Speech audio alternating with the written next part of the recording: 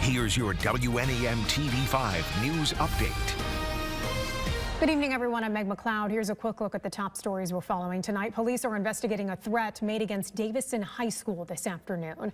The Davison Township Police Chief says staff received a call indicating there were several bombs at the school and a gunman who wasn't afraid of a police shootout.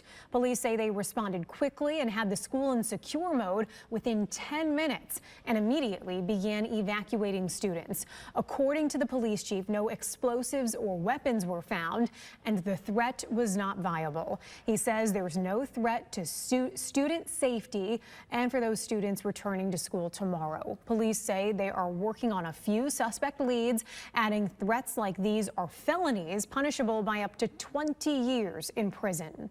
A person in Midland County has tested positive for West Nile. The virus is spread by infected mosquitoes. However, the County Department of Public Health says there have been no mosquitoes or birds within the county that have tested positive for West Nile this season. About 1 in 5 people develop a fever and other symptoms like aches and vomiting. In rare cases, people can develop serious and even deadly illnesses. To protect yourself, cover up and use bug spray. The Detroit Wing Company restaurants in Genesee County are back open. The franchise owner decided to close the locations in April, according to a company spokesperson. But now the brand has reopened the Davison and Grand Blanc locations with a remodeled interior and new kitchen equipment. Both restaurants will have special grand openings this Saturday, where the first 25 customers will receive free wings for a year and everyone will get half off. Now here's Diane with your first alert forecast.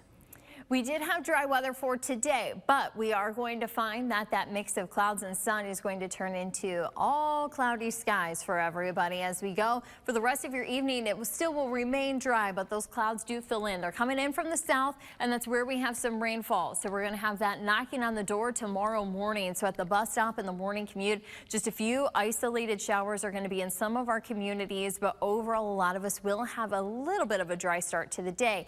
It doesn't take long, though. By lunchtime, afternoon, we really do start to up those rain chances, and we will be seeing those still here by 3 o'clock and carrying all the way through bedtime. But you'll find that a lot of the rain comes in pieces, so it's not going to be an all-day rain. It's also not going to be widespread, but if you see some rainfall, check radar. You may have a window of dry weather if you're going to be maybe running out and doing some errands or reaching those appointments.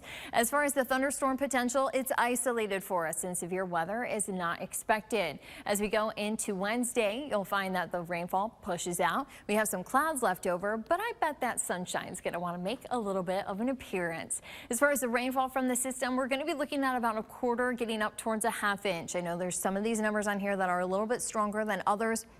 And those higher totals would be if we can pick up those thunderstorms or if we have a cell that kind of pivots overhead and just lingers a little bit longer. Lows tonight are going to be into the upper 40s for West Branch, Houghton Lake, and even coming into Gladwin. Otherwise, a lot of us should be able to hold on to those 50s with those numbers dropping into the low to mid 50s. And tomorrow, still around 70 degrees because of the rain, but we do rebound. We'll be into those mid 70s as the forecast starts to dry out. We will be seeing, though, a little more cloud cover going into the weekend as we're monitoring the tropics. Remember to tune into WNEM TV5 on air and online 24/7 for the latest news, weather, and information.